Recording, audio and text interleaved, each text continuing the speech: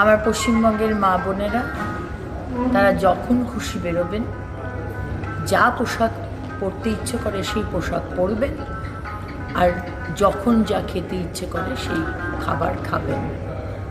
কেউ বলবে না আপনাকে কি পরতে হবে, কি খেতে হবে, আর কখন আপনার বেরোনো উচিত বা কখন আপনার বেরোনো উচিত নয়। আমরা বলবো না রাত্রির 8টার পর মহিলারা বেরিয়েছে কেন। মন খুলে খোলা আকাশের নিচে বিজেপি সরকারের আমলে নিঃশ্বাস নেই, স্বাধীনতার নিঃশ্বাস। রাত ৮টার পর বেরোতে মানা করেছিলেন আমাদের প্রাক্তন মুখ্যমন্ত্রী, ঠিক কথাই।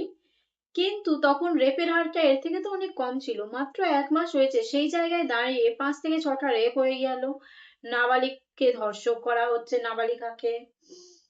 কোনো রেসপন্স নেই আপনাদের তরফ থেকে। এমনকি যে মহিলা বলেছিলেন যে আমি মায়েদের সুরক্ষার ভারটা আগে নেব, তার মুখ থেকেও কোনো আওয়াজ পাওয়া যাচ্ছে না। এতগুলো রেপ কি জন্য হচ্ছে, এগুলো বন্ধ কেন করানো যাচ্ছে না?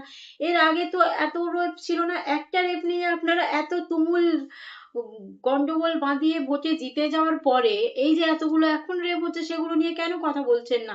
আপনাদের কারোর তরফ থেকে একটাও তো টুইট দেখছি না, একটাও তো পোস্ট দেখতে পাচ্ছি না। এতগুলো রেপ হচ্ছে, দিনহাটা থেকে শুরু করে কোচবিহার থেকে শুরু করে বারাসাত, মানে যেখান থেকে খুশি বাচ্চাদের রেপ হচ্ছে, বাচ্চাদের সাথে ভুল কাজ হচ্ছে, মেয়েদের সাথে ভুল কাজ হচ্ছে।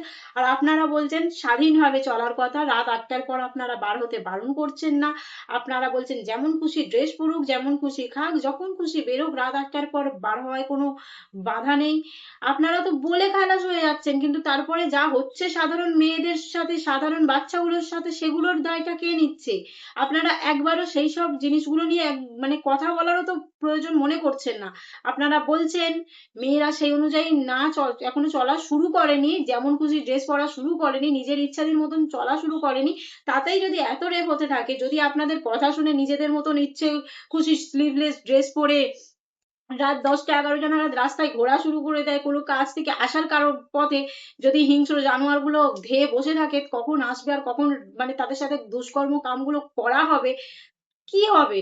আপনারা বলছেন খুবই ভালো কথা, শুনে খুবই আনন্দ লাগছে, কিন্তু তার সাথে স্টেপ গুলোও নিন যাতে বার হতে পারি আমরা, যাতে আমরা যেমন খুশি ড্রেস পরে চলতে পারি, স্বাধীনভাবে চলতে পারি, আমরা স্বাধীনভাবে থাকতে পারি, নিঃশ্বাস নিতে পারি প্রাণ খুলে। আপনারা বলেই খালাস হয়ে যাচ্ছেন, কাজে তো কিছুই হচ্ছে না। কাজেও নিন, স্টেপ নিন এইসব ব্যাপারগুলোয়, নাকি এগুলো আমরাই মনে করিয়ে দেবো তারপর স্টেপ নেবেন?